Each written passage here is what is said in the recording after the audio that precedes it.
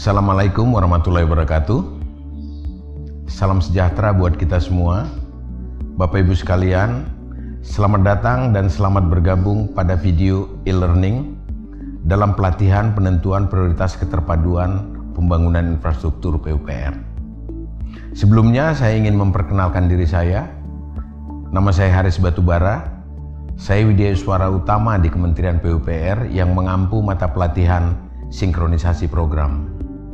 Pembelajaran kali ini, materi penentuan prioritisasi pembangunan infrastruktur agar tetap terpadu dalam perencanaannya dan sinkron di dalam pelaksanaannya dalam rangka pengembangan wilayah.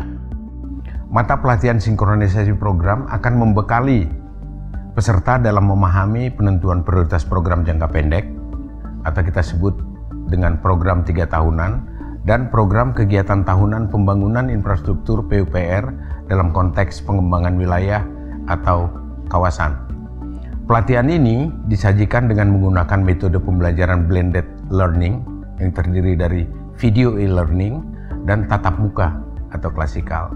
Jadi tatap muka itu nanti ada ceramah, ada tanya jawab, dan ada diskusi. Dan kemudian para peserta juga diharapkan membaca modul yang tersedia untuk mata pelatihan ini. Sehingga nanti setelah mengikuti mata pelatihan ini, Bapak Ibu sekalian diharapkan mampu untuk menerapkan kriteria prioritas program jangka pendek dan menerapkan kriteria prioritas kegiatan tahunan. Bapak Ibu sekalian, dalam materi pelatihan ini terdapat 3 materi pokok yang akan disampaikan. Yang pertama adalah pengertian, tujuan dan manfaat sinkronisasi program. Kemudian yang kedua adalah metode penentuan prioritas program jangka pendek. Dan yang ketiga adalah penyusunan prioritas kegiatan tahunan. Sehingga nantinya untuk mempermudah Bapak Ibu sekalian dalam mempelajari materi pelatihan ini, Bapak Ibu dipersilakan untuk mengunduh materi yang merupakan modul pelatihan dan bahan tayang pada platform e-pelatihan yang disediakan oleh BPSDM melalui internet. Baik Bapak Ibu sekalian, materi pertama yang akan kita pelajari adalah terkait dengan pengertian, tujuan, dan manfaat sinkronisasi program. Tapi sebelum itu saya ingin menyampaikan dulu apa yang dimaksud dengan pemrograman. Jadi pemrograman itu dapat diartikan sebagai upaya atau kegiatan yang telah disusun dalam suatu perencanaan dalam rangka apa? Dalam rangka mewujudkan suatu kebijakan yang telah ditetapkan.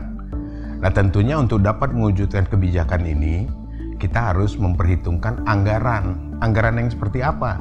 Anggaran yang kita perkirakan akan tersedia. Sementara untuk pengertian sinkronisasi adalah suatu usaha. Suatu usaha untuk apa? Untuk menyesuaikan dan menyelaraskan kegiatan-kegiatan maupun tindakan-tindakan dari unit tertentu sehingga diperoleh keserasian dalam pelaksanaan kegiatan tersebut. Nah, untuk itu perlu kita perhatikan yang terkait dengan sinkronisasi ini sebetulnya Bapak Ibu sekalian. Karena apa? Karena saat ini yang menjadi hal penting adalah karena banyak temuan-temuan tentang apa? Tumpang tindihnya kegiatan. Nah, ini sebetulnya disebabkan oleh apa? Ada hal koordinasi, kolaborasi, ataupun sinergi yang kurang optimal. Yang dilakukan oleh siapa? Yang dilakukan oleh para pemangku kepentingan tersebut. Nah, selain itu juga sinkronisasi ini penting agar apa? Agar investasi yang kita tanamkan itu tidak prematur. Kenapa kadang-kadang investasi yang kita tanamkan itu bisa prematur, belum bisa berfungsi secara efisien? Karena apa? Karena harus menunggu kegiatan lainnya selesai terlebih dahulu. Nah, sehingga perlu sekali kita memahami apa yang disebut dengan sinkronisasi ini dan bagaimana melakukan sinkronisasi itu. Baik Bapak Ibu sekalian, selanjutnya kita akan masuk kepada materi yang kedua. Materi yang akan kita pelajari yaitu tentang penentuan prioritas program jangka pendek atau program 3 tahunan. Untuk apa kita melakukan itu? Jadi tujuan utamanya sebetulnya adalah yang pertama untuk menajamkan program 5 tahunan yang telah kita susun atau kita kenal dengan development plan, yang di dalamnya itu ada program-program yang sudah termuat. Ini perlu kita lakukan sebagai apa? Sebagai untuk mengupdate atau memutakhirkan data dari development plan itu sendiri. Kemudian yang kedua adalah sebagai masukan dalam kerangka pengeluaran jangka menengah atau kita kenal dengan KPJMN. Kemudian yang ketiga merupakan instrumen untuk apa? Untuk mereview kebijakan jangka menengah yang telah kita buat, dan ini juga bila ada. Bapak Ibu sekalian, dalam penentuan prioritas program jangka pendek yang terdiri dari pengumpulan data serta pengolahan data, perlu kita melakukan hal-hal sebagai berikut. Jadi yang pertama adalah pengumpulan data itu sendiri. Kalau ada data-data yang perlu dimutakhirkan, disinilah tempatnya kita kumpulkan lagi datanya. Kemudian yang kedua adalah pengolahan datanya. Hal ini kita lakukan bila pada perencanaan sebelumnya juga terdapat data-data yang sudah tidak mutakhir. Ini dua hal ini perlu. Ini yang pertama yang harus kita lihat, perlu nggak kita melakukan itu. Dan setelah itu Bapak Ibu sekalian baru kita lakukan analisis demand-nya, kebutuhannya. Kemudian yang kedua kita lakukan analisis terhadap visibility-nya. Nah, pada waktu kita melakukan analisis demand di dalam konteks pembangunan infrastruktur, kita tahu dulu apa sih kebutuhannya ini.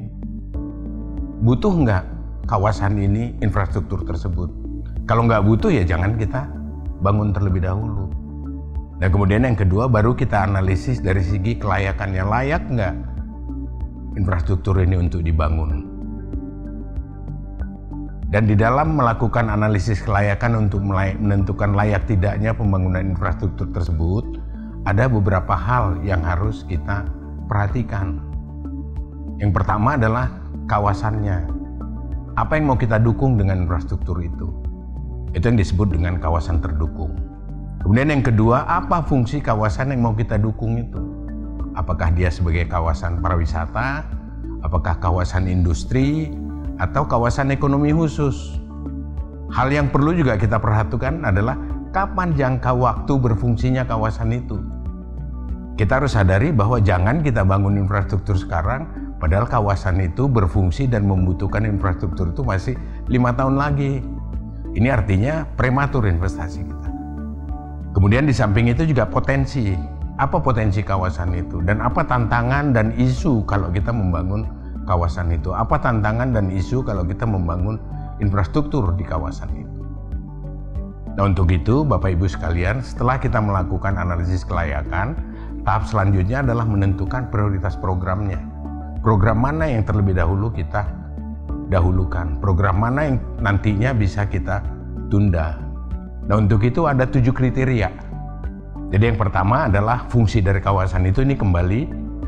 Kemudian yang kedua, di mana lokasinya, kapan waktu pelaksanaannya, karena kita tadi udah tahu bahwa kawasan ini akan berfungsi kapan. Sehingga dengan itu dukungan infrastrukturnya juga kita harus tahu kapan dukungan infrastruktur ini mulai kita kerjakan dan kapan dukungan infrastruktur ini harus selesai.